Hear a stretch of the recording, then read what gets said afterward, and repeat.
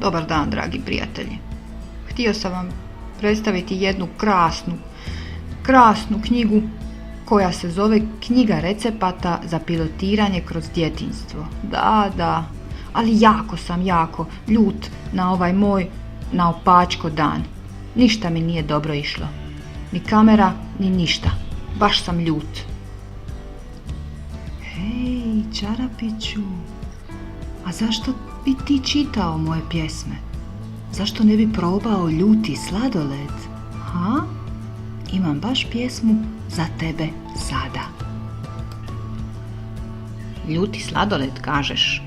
A dobro ti si pametna, poslušat ću te. Kad bijeste ljuti svlada, sladoled je tvoja nada. Za njega ti trebaju kockice leda, pripazi da te pritom nitko ne gleda. Dobro? U neku ih posudu stavi, ako možeš, mužar nabavi. Ovo se lijepi, hajde, dobro, ide. Što piše dalje?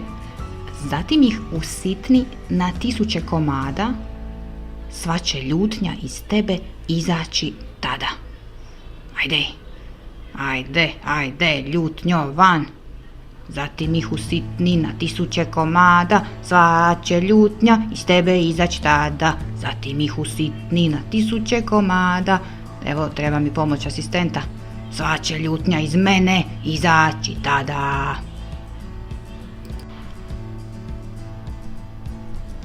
U komadiće malo tempere dodaj.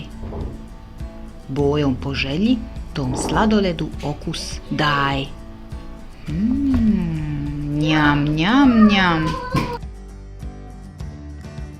Slučajno ga nemoj jesti, jer on služi samo za ljutnju omesti. Radije glumi kako u slastičarnici radiš i najboljim se na svijetu sladoledom sladiš. A kako se tope kockice leda, i tebe vidjet ćeš sve manje bijes izjeda.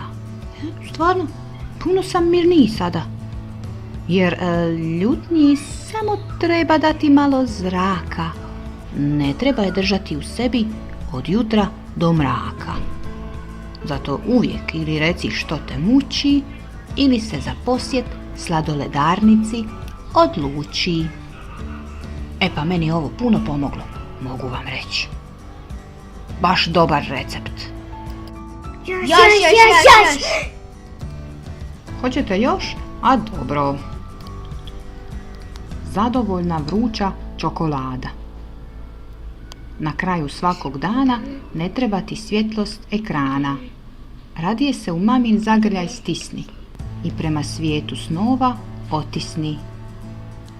Prije toga još samo šalica mlijeka u kojoj te kockica čokolade čeka.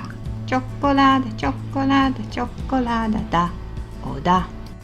I možda knjiga ili priča za laku noć.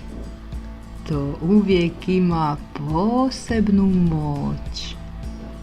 Sad još samo uplovi u san, jer sutra već čeka hrabar novi dan. Kako lijepo! Bravo, Daniela! Super ti je ova knjiga recepata za pilotiranje kroz djetinjstvo.